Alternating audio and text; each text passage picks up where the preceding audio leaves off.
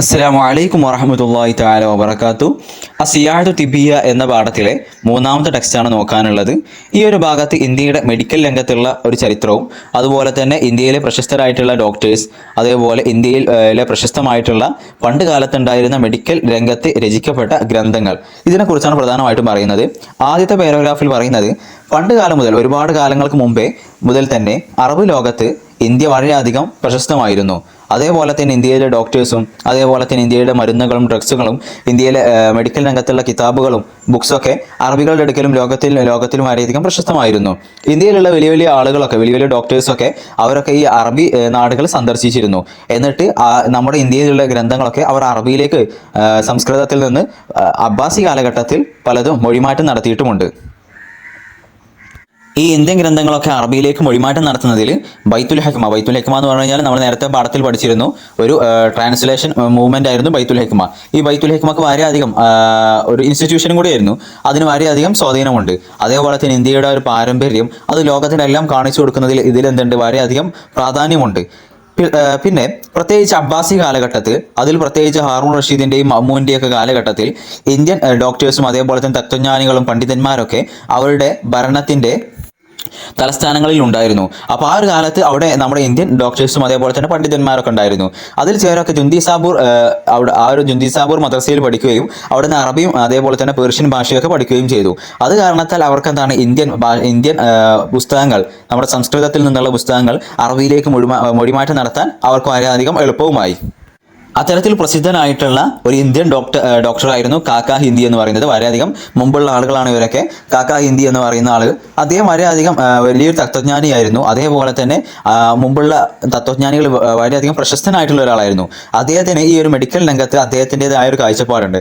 അതേപോലെ തന്നെ ഈ മെഡിസിനുകളുടെ ശക്തി, അതേപോലെ ഈ ജനിച്ചു വീഴുന്നതിൻ്റെ പ്രത്യേകതകൾ, പ്രസവിക്കുന്നതിൻ്റെ പ്രത്യേകതകൾ, ഇവിടെ ഉള്ള വസ്തുതകളുടെ യാഥാർത്ഥ്യങ്ങൾ, അതിൻ്റെ പ്രത്യേകതകൾ, അതൊക്കെ അറിയുന്ന ആളായിരുന്നു അദ്ദേഹം. അതേപോലെ തന്നെ അദ്ദേഹത്തിന് ആസ്ട്രോളജി, ആസ്ട്രോണമി, അതേപോലെ ഈ ഗ്രഹങ്ങളുടെ നീക്കങ്ങൾ, അതൊക്കെ നന്നായിട്ട് അറിയുന്ന ആളായിരുന്നു കാക്ക ഹിന്ദി എന്നുള്ള ആ ഒരു പണ്ഡിതൻ. മറ്റൊരു വ്യക്തിത്വമാണ് സ്വാലിഹുബ്നു ബഹ്ല. അദ്ദേഹത്തിന്റെ യഥാർത്ഥ പേര് സാൾട്ട എന്നാണ്. അദ്ദേഹത്തിന്റെ ഉപ്പയുടെ പേരാണ് ബഹ്ല എന്നുള്ളത്. സ്വാലിഹുബ്നു ബഹ്ല ആദ്യമായിട്ട് പോകുന്നത് ഇന്ത്യയിൽ നിന്ന് ഇറാഖിലേക്കാണ് അദ്ദേഹം പോകുന്നത്. അതും റഷീദിന്റെ കാലഘട്ടത്തായിരുന്നു. അദ്ദേഹം അവിടെ വളരെയധികം പ്രശസ്തനാവുകയും പിന്നീട് അവിടെയുള്ള ഡോക്ടേഴ്സിനോടൊക്കെ കൂടി കലരുകയും അവരെന്താണ് അങ്ങനെ അവിടെ പ്രവർത്തിക്കുകയും ചെയ്തിട്ടുണ്ട്. അദ്ദേഹത്തിന്റെ കിതാബുകളിൽ നിന്ന് അവരെന്താണ് ഒരുപാട് മൊഴിമാറ്റം നടത്തിയിട്ടുണ്ട്. ഇനി അങ്ങനെ നടത്തിയിട്ടില്ലെങ്കിലും അദ്ദേഹത്തിന്റെ കിതാബിൽ നിന്ന് ഒരുപാട് കാര്യങ്ങൾ എന്ത് ചെയ്തിട്ടുണ്ട്, അവർ പിടിച്ചെടുത്തിട്ടുണ്ട്. അവരുടേതായിട്ടുള്ള രീതിയിൽ അതിനെ അവതരിപ്പിക്കുകയും ചെയ്തിട്ടുണ്ട്. അടുത്തതായി ഇബ്നു ദഹൻ എന്നുള്ളതാണ് അദ്ദേഹത്തിന്റെ പേര് എന്നാണ് അറബി ചരിത്രകാരന്മാരൊക്കെ രേഖപ്പെടുത്തിയിട്ടുള്ളത്. ഇബ്നു നദീം അദ്ദേഹത്തെ കുറിച്ച് പറയുന്നത്, ഇബ്നു ദഹ്നുൽ ഹിന്ദി, അദ്ദേഹം ഇന്ത്യക്കാരനാണ്. അദ്ദേഹം എന്താണ്, വളരെയധികം പ്രശസ്തനായിരുന്നു. അദ്ദേഹം ബറാമിക്കയിലുള്ള ബീമാരിസ്ഥാൻ അഥവാ അവിടെയുള്ള രോഗികളൊക്കെ ചികിത്സിക്കുന്ന ഒരു ഹോസ്പിറ്റലിൽ എന്താണ് വലിയ ഉദ്യോഗമുള്ള, വലിയ സ്ഥാനമുള്ള ഒരു ഡോക്ടറായിരുന്നു അദ്ദേഹം ഇന്ത്യൻ ഭാഷകളിൽ നിന്ന് ഒരുപാട് ഗ്രന്ഥങ്ങൾ അറബി ഭാഷയിലേക്ക് ട്രാൻസ്ലേറ്റ് ചെയ്തിട്ടുമുണ്ട്. അതുപോലെ തന്നെയുള്ള മറ്റൊരാളാണ് സ്വഞ്ചഹൽ എന്ന് പറയുന്നത്. അദ്ദേഹത്തിന്റെ യഥാർത്ഥ പേര് സംഗഹൽ എന്നാണ്. അദ്ദേഹം വളരെയധികം പ്രശസ്തനായിട്ടുള്ള ഒരു സന്യാസിയും അതേപോലെ തന്നെ ഒരു വൈദ്യനും കൂടെയായിരുന്നു. അദ്ദേഹത്തിന് ഇൽമുൻ നുജൂം, ഈ ഗോളശാസ്ത്രം, അതുപോലെയുള്ള മെഡിസിൻ, ഇതിലൊക്കെ വളരെയധികം പാണ്ഡിത്യമുള്ള ആളായിരുന്നു. പിന്നീട് അബ്ബാസി കാലഘട്ടത്തിന് ശേഷമുള്ള കൃതികളൊക്കെ നമ്മൾ നോക്കുകയാണെങ്കിൽ, അത് അദബാവട്ടെ, അല്ലെങ്കിൽ എന്താണ് മെഡിക്കൽ രംഗത്തുള്ളത്, അല്ലെങ്കിൽ ഫാർമസി ആയിട്ട്, അല്ലെങ്കിൽ ബയോഗ്രഫി ആയിട്ട്, ഏതെടുത്ത് നോക്കുകയാണെങ്കിലും അതിൽ നിന്നൊക്കെ നമുക്ക് മനസ്സിലാവുന്നത് ഇതിലൊക്കെ ഇന്ത്യൻ ബുക്കുകൾ, ഇന്ത്യൻ ഗ്രന്ഥങ്ങളെ അവലംബിച്ചുകൊണ്ടുള്ള രചനകളാണ് നടത്തിയിട്ടുള്ളത്. പിന്നീട് പ്രശസ്തമായിട്ടുള്ള അഥവാ അറബിയിലേക്കൊക്കെ ട്രാൻസ്ലേറ്റ് ചെയ്യപ്പെട്ടിട്ടുള്ള കുറച്ച് പുസ്തകങ്ങളുടെ, കുറച്ച് ഇന്ത്യൻ ഗ്രന്ഥങ്ങളുടെ പേരുകൾ നമുക്ക് പഠിക്കേണ്ടതുണ്ട്. അതിൽ ആദ്യത്തെ ഗ്രന്ഥമാണ് സശ്രത് സൻഹത എന്നുള്ളത്.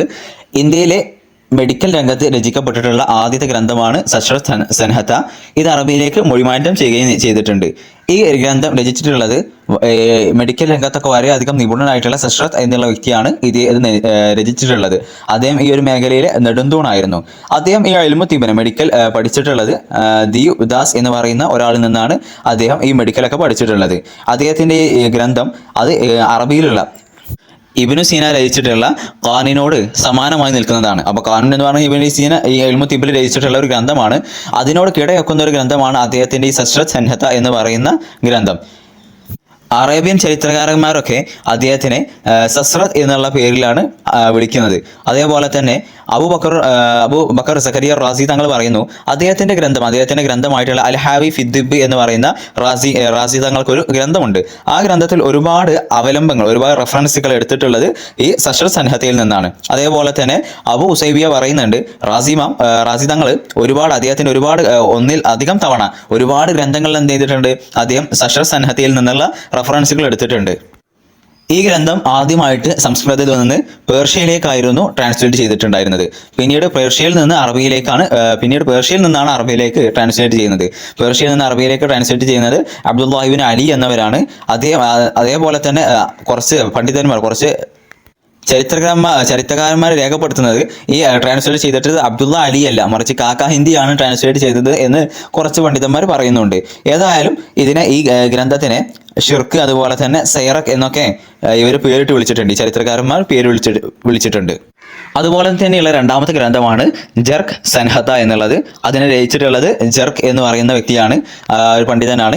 അദ്ദേഹം കനിഷ്കന്റെ രാജസദസ്സിലെ ഒരു പ്രധാനപ്പെട്ട ഒരു വ്യക്തിത്വമായിരുന്നു ഈ ജർക്ക് എന്ന വ്യക്തി. അദ്ദേഹം ഈ നാഗരഞ്ജൻ, എൽമുൽ കൽമിയയിലുള്ള ഒരു പ്രശസ്തനായിട്ടുള്ള ആരാണ് നാഗരഞ്ജൻ, അതേപോലെ തന്നെ ആഷുഖ് ഘോഷ്, ഇവരുടെയൊക്കെ കാലഘട്ടത്തായിരുന്നു ഈ ജർക്ക് എന്നുള്ള പണ്ഡിതനും ജീവിച്ചിരുന്നത്. പിന്നീട് മൂന്നാമത്തേതായിട്ടുള്ളതാണ് കിതാബു സമൂം അഥവാ പോയിസണെ കുറിച്ചുള്ള ഒരു ഗ്രന്ഥമാണ്. അത് രചിച്ചിട്ടുള്ളത് ചാണക്യയാണ്. അതേപോലെ തന്നെ അദ്ദേഹത്തിന് അറബികൾ വിളിച്ചിരുന്നത് ഷാനാക് എന്നായിരുന്നു. അദ്ദേഹം ചന്ദ്രഗുപ്ത മൗര്യന്റെ രാജസദസ്സിലെ ഒരു മന്ത്രി കൂടിയായിരുന്നു. നമ്മൾ വായിക്കുമ്പോൾ നോക്കണം, ഇവിടെ അറബിയിലൊക്കെ ചാക്ക് പകരം തായാണ് കൊടുത്തിട്ടുള്ളത്. നമ്മൾ ചെന്നൈ എന്നൊക്കെ വായിച്ചുകൊടുത്ത് തിഷീനായി എന്നൊക്കെ ആയിരുന്നു എഴുതിയിട്ടുള്ളത്. അപ്പോൾ ആ തിഷീനായി എന്ന് പറഞ്ഞു കഴിഞ്ഞാൽ അവിടെ ചെന്നൈ എന്നാണ് ഉദ്ദേശിക്കുന്നത്. അതേപോലെ തന്നെ ചാണക്യ എന്ന് പറഞ്ഞു കഴിഞ്ഞാൽ ചാണക്യ എന്നാണ്, ഇവിടെ ആണ് ചാക്ക് പകരം എഴുതാറുള്ളത്. ഈ ചാണക്യയെ കുറിച്ച് അബു ഉസൈബിയ പറയുന്നത് അദ്ദേഹം ഇന്ത്യൻ ഡോക്ടർമാരിൽ നിന്ന് വളരെയധികം പ്രശസ്തനായിട്ടുള്ള ഒരു ഡോക്ടറായിരുന്നു. അദ്ദേഹത്തിന് ഈ ഇൽമു തിബിന്റെ മേഖല, സിനാഅത്തു തിബിന്റെ മേഖലയിൽ വളരെയധികം പരിജ്ഞാനവും അതേപോലെ തന്നെ ചികിത്സയും എക്സ്പീരിയൻസ് ഒക്കെ ഉള്ള ആളായിരുന്നു. അദ്ദേഹം ഈ ഇൽമു തിബിൽ മാത്രമല്ല മറ്റൊരുപാട് ഫന്നുകളിൽ, ഒരുപാട് വിജ്ഞാന ശാഖകളിൽ അദ്ദേഹം വളരെയധികം കഴിവുള്ള ഒരാളായിരുന്നു. പ്രത്യേകിച്ചും തത്വജ്ഞാനത്തിലും അതുപോലെ തന്നെ ആസ്ട്രോണമിയിലും അദ്ദേഹത്തിന് നല്ല കഴിവുണ്ടായിരുന്നു. അതേപോലെ അദ്ദേഹം നന്നായിട്ട് സംസാരിക്കുന്ന ആളായിരുന്നു. ഇന്ത്യൻ രാജാക്കന്മാരുടെ മുമ്പിലൊക്കെ അദ്ദേഹം വളരെയധികം പ്രശസ്തനും അവരുടെ മുമ്പിലൊക്കെ നന്നായിട്ട് സംസാരിക്കുന്ന ആളുമായിരുന്നു അദ്ദേഹം. അതുപോലെ തന്നെ സ്ത്രീകളുമായിട്ട് ബന്ധപ്പെട്ട ചികിത്സ, ആ ചികിത്സയിലും ഇന്ത്യയിൽ എന്തുണ്ട് ഗ്രന്ഥങ്ങൾ രചിക്കപ്പെട്ടിട്ടുണ്ട്. ആ ഗ്രന്ഥത്തെ രചിച്ചിട്ടുള്ളത് ഇന്ത്യയിലെ ഒരു വൈദ്യയായിരുന്ന റോസ എന്ന് പറയുന്ന ഒരു സ്ത്രീയാണ് അത് രചിച്ചിട്ടുള്ളത്. ആ ഒരു ഗ്രന്ഥത്തിൽ നിന്ന് റാസി തങ്ങൾ എന്ത് ചെയ്തിട്ടുണ്ട്, അദ്ദേഹത്തിന്റെ ഗ്രന്ഥത്തിൽ ഒരുപാട് അവലംബങ്ങൾ കൊണ്ടുവന്നിട്ടുണ്ട്. ഇതിൽ നിന്നെടുത്താണ്ട് അദ്ദേഹത്തിന്റെ കിതാബിൽ കൊണ്ടുവന്നിട്ടുണ്ട്.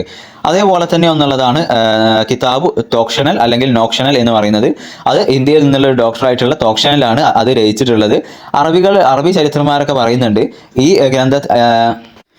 ഈ ഗ്രന്ഥത്തിൽ ഏകദേശം 100 രോഗങ്ങളും അതിനുള്ള ചികിത്സകളെല്ലാം ഈ ഗ്രന്ഥത്തിൽ പറയുന്നുണ്ട് എന്നാണ് അറബി ചരിത്രകാരന്മാർക്ക് പറയുന്നത്. അടുത്തത് അവസാനത്തായിട്ടുള്ളൊരു ഗ്രന്ഥമാണ് കിതാബും ഫി അജ്നാസിൽ ഹയാത്തി വ സമൂമിക. ഈ പാമ്പുകളും അതുപോലെ തന്നെ അതിന്റെ വിഷങ്ങളൊക്കെ പറയുന്ന ഒരു ഗ്രന്ഥമാണ്. അതിനെ രചിച്ചിട്ടുള്ളത് ആരാണ്? റയുൽ ഹിന്ദി എന്ന് പറയുന്ന ഒരു വ്യക്തിയാണ് അതിനെ രചിച്ചിട്ടുള്ളത്. ഇത്തരത്തിൽ ഇന്ത്യയിൽ നിന്ന് അറബി ഭാഷകളിലേക്ക് നക്കൽ ചെയ്യപ്പെട്ട അഥവാ ട്രാൻസ്ലേറ്റ് ചെയ്യപ്പെട്ട ഒരുപാട് ഗ്രന്ഥങ്ങൾ, ഇതല്ലാത്ത ഒരുപാട് ഗ്രന്ഥങ്ങളുണ്ട്. ഇവിടെ നമ്മൾ കുറച്ച് ഗ്രന്ഥങ്ങൾ പേരെ പറഞ്ഞിട്ടുള്ളൂ. അത്രയും കാര്യങ്ങളൊക്കെയാണ് ഈ പാഠഭാഗത്ത് പറയുന്നത്. ഇവിടെ പറയുന്നിട്ടുള്ള പ്രധാനപ്പെട്ട ഡോക്ടേഴ്സിനെയും അതേപോലെ തന്നെ പ്രധാനപ്പെട്ട ഗ്രന്ഥങ്ങളെയും ഒന്ന് ഓർത്തു വെക്കുക, എസ്സേ എഴുതാൻ ഉപയോഗിക്കാം. പിന്നീട് നാം ഇതുവരെ പറഞ്ഞിട്ടുള്ളത് ഒരു കോൺവെർസേഷൻ രൂപത്തിൽ കൊടുത്തിട്ടുള്ളതാണ്. നമ്മൾ പഠിച്ച ഭാഗം തന്നെയാണ്, സ്കിപ്പ് ചെയ്യാം. അതുപോലെ തന്നെ ക്വസ്റ്റ്യൻ ആൻസർ നോക്കാം. ഒന്നാമത്തെ ചോദ്യം, എവിടെയായിരുന്നു ഖിലാഫ് അബ്ബാസിയയുടെ തലസ്ഥാനം എവിടെയായിരുന്നു? അത് ബഗ്ദാദിലായിരുന്നു. രണ്ടാമതായിട്ടുള്ളത്, അബ്ബാസി കാലഘട്ടത്തിൽ പ്രശസ്തരായിട്ടിരുന്ന ഇന്ത്യൻ ഡോക്ടേഴ്സ് ആരൊക്കെയായിരുന്നു? അതേപോലെ തന്നെ കാക്ക ഹിന്ദി, അതേപോലെ തന്നെ സ്വാലിബിൻ ബഹ്ല, സ്വൻജഹൽ, ഇവരൊക്കെയായിരുന്നു അന്ന് പ്രശസ്തരായിരുന്നത്.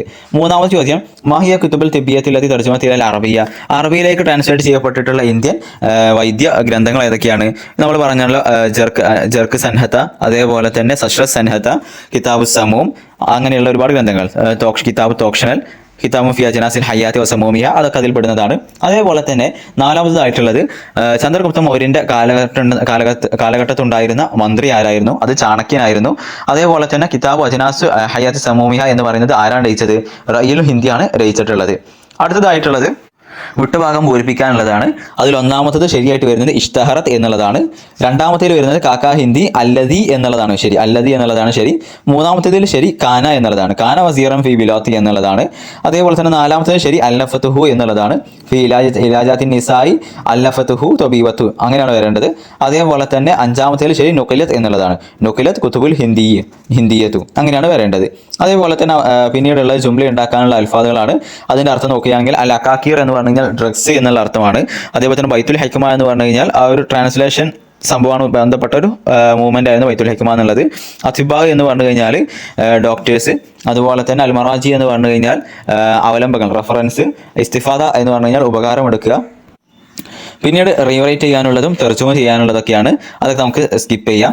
പിന്നീട് അവസാനമായിട്ട് മാച്ച് ചെയ്യാനുള്ളതിൽ അതിൽ ഒന്നാമത്തത് നാലാമത്തിനോട് യോജിക്കുന്നുണ്ട്, രണ്ടാമത്തത് അഞ്ചാമത്തതിനോട് യോജിക്കുന്നുണ്ട്, മൂന്നാമത്തത് ഒന്നാമത്തതിനോട് യോജിക്കുന്നുണ്ട്, നാലാമത്തത് രണ്ടാമത്തതിനോട് യോജിക്കുന്നുണ്ട്, അഞ്ചാമത്തത് മൂന്നാമത്തതിനോടും യോജിക്കുന്നുണ്ട്. ആ ഒരു രീതിയിലാണ് അത് മാച്ച് ചെയ്യേണ്ടത്.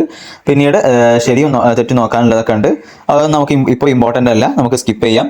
അതുപോലെ തന്നെ പിന്നീട് നമ്മൾ ഇവിടെ പഠിച്ചിട്ടുള്ള കാര്യങ്ങളൊക്കെ വളരെയധികം ഷോർട്ടാക്കി കൊടുത്തിട്ടുണ്ട്. പിന്നെ അത് നമ്മൾ ഇതുവരെ പഠിച്ച കാര്യങ്ങൾ തന്നെയാണ്, റിപ്പീറ്റ് ചെയ്യാൻ അവസാനം നിങ്ങൾക്ക് സമയം ഉണ്ടെങ്കിൽ റിപ്പീറ്റ് ചെയ്താൽ മതിയാവും. അതേപോലെ തന്നെ പിന്നീട് ഇവിടെ നമുക്ക് ആവശ്യമുള്ള അർത്ഥങ്ങളൊക്കെ നൽകിയിട്ടുണ്ട്. അപ്പോൾ പാഠഭാഗത്ത് എന്തെങ്കിലും നമ്മളൊരു ആശയത്തിൽ പറഞ്ഞു പോയതാണ്. അപ്പോൾ നിങ്ങൾക്ക് അതിൻ്റെ കറക്റ്റ് ഇംഗ്ലീഷ് വേർഡ് കിട്ടണമെന്നുണ്ടെങ്കിൽ ഇവിടെ നോക്കിയാൽ മതിയാവും. പിന്നീട് അവസാനത്തെ സാമ്പിൾ ക്വസ്റ്റ്യൻസ് ഉണ്ട്. സാമ്പിൾ ക്വസ്റ്റ്യൻസ് നമ്മൾ കഴിഞ്ഞ പാഠത്തിന് നോക്കിയിട്ടുള്ള, നമ്മൾ ഈ ഓരോ യൂണിറ്റിലും നോക്കിയതാണ് ക്വസ്റ്റ്യൻസ്. അപ്പോൾ അത് തന്നെയാണ് ഇവിടെ വീണ്ടും വന്നിട്ടുള്ളത്. അത് വായിച്ച് നോക്കി കഴിഞ്ഞാൽ തന്നെ നിങ്ങൾക്ക് മനസ്സിലാകും. ഇനി വരാത്തുണ്ടെങ്കിൽ വരാത്ത 1-2 ഉണ്ട്, അതിലെന്താണ് അതിൻ്റെ ആൻസറും നിങ്ങൾക്ക് മനസ്സിലാകും. കാരണം നമ്മൾ ഇതുവരെ പഠിച്ചത് തന്നെയാണ് അവിടെ വീണ്ടും വരുന്നത്. ഏതായാലും അസ്സലാമു അലൈക്കും വറഹ്മത്തുള്ളാഹി തആല വബറകാതുഹു.